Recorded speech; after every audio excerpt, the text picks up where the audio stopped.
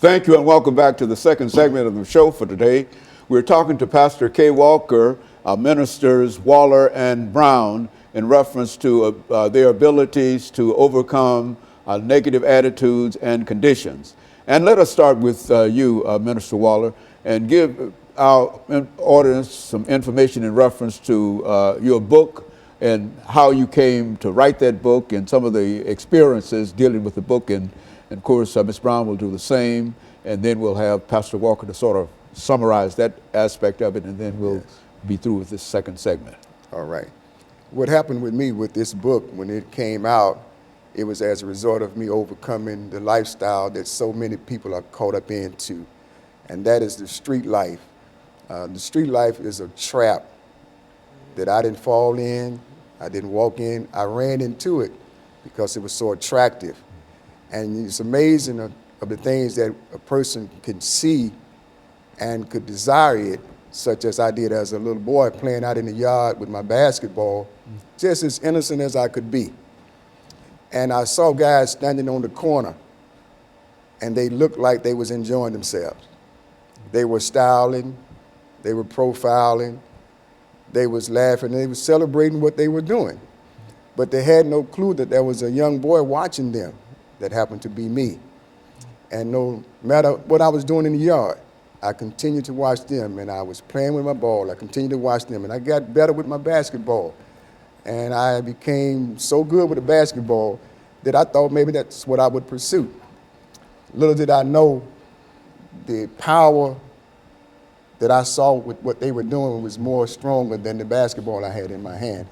And so the game fell in my hand, and I would say that because it's a trap. And I ended up taking over the community during my era, and people started to follow me, and they all ran into the ditch as I did. But God brought me out, turned my life around, and from being addicted for 20 plus years of my life, and now I've been delivered for 22 years. Mm-hmm. And it's good to tell somebody that you can come out. So this book was placed in motion. God ordained the book. And I just want to say to the people out here that's in the world that there's hope. Yes. And I wrote this book, and it says my heartfelt dedication to the people that I understand. I understand the people that are in a trap. I know what it means to be locked up in your own community. And this is without being behind bars. I was locked up in my own community, entrapped. And thank God that one day came that I got out of it, and it was only through the grace of God. I'm gonna say this, and I know it's not easy, but it can be done. I had got so out of control, and I still had the basketball in my hand, but now I'm a supplier of my community. And so as life moved on, make a long story short, I ended up on 16th and Joe Johnson. I come off of 40th in West Nashville. Ended up on 16th and Joe Johnson one night, and the Spirit of God spoke to me, which I didn't even know. And he told me to go to church. And all I can think about was going to church just as I was. So I'd been up all night, and so when the morning sun came out, I just ended up going to the church. I put me a suit on, and I went on up into the church. But the thing about how I went, I brought my trouble with me, because I used to hear people say trouble wouldn't last always and things like that. So I brought drugs with me to the church and did drugs in the church and things like that, because the pain was so severe, I was willing to try anything except what I've already been doing. So that's just the take about this book, man. And I thank God that he inspired me to write this book so it can help a generation of young people, as Pastor Walker was saying. You know, he's a very good friend of mine. I'm very inspired by what he has done before me. And it calls me to just continue to push on, because he spoke about God a lot. And I knew then, I said, now here's a man that speaks about God no matter who's around. Right. And I was inspired by that, because when I was on drugs, I used to do drugs everywhere I went. I mean, that's just the way, it was a way of life. I did it every day. I was addicted. It had control of my life. That's why they call it a controlled substance, because it will control your life, or at least that's what it did for me. Okay, Ms. Brown. Yes. Minister Brown. Thank you, Dr. Haney. I too, my book, I wrote my book for therapeutic reasons. and to let other people know that no matter how far down the wrong road you go, God's arms are long enough to reach you. And me, I was molested as a child by a family member. Then I married at a young age, 16 years old, and married to try to get out of the house, and happened to marry a pedophile, and he impregnates my 13-year-old babysitter, and the baby born on my birthday, and so I was too young to deal with any of that. So I was emotionally scarred, and turned to crack myself, and I smoked crack for almost 15 years and went down the wrong road. But it's amazing that no matter how far down the wrong road you go, God will still have his hand on you. I knew at a young age that I was supposed to be one of God's preachers.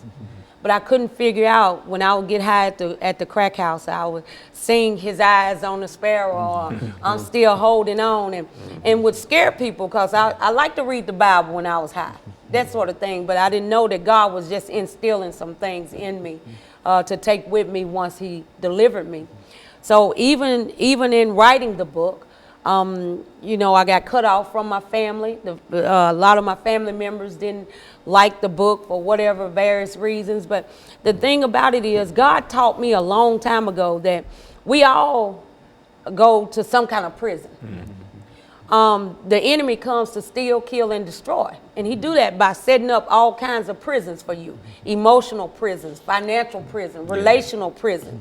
You know, getting unhealthy relationships. And of course, a financial prison, living from paycheck to paycheck or no paycheck at all. But what God taught me was, no matter what type of prison the enemy set up for you, the key to any prison is your praise. So my book is set out to show somebody else that you can be molested. You can be married to the pedophile. You can have a crack addiction, whatever. But when you turn it over to God and let him transform your life, he can make a mess into a masterpiece, because he did it for me. I am now 19 years clean off crack. I'm the owner of Authentic Tax Service for the last 9 years. And as well as I've been the paralegal for the same district attorney that sent me to prison on and off for the last 12 or 13 years. So, you know, God can turn a thing around. And you've got a story. Right. And I certainly appreciate the three of you with that. And so what we're going to do, we're going to take this second commercial break, and then we'll come back and we'll have Pastor Walker to make some statements, and we'll go back and use this last 10 minutes to talk about things that you think that might help our audience to overcome whatever problems that they might have. And I think that what you're doing is exactly what we're trying to do here. And we'll be back with our audience following this very, very short commercial break.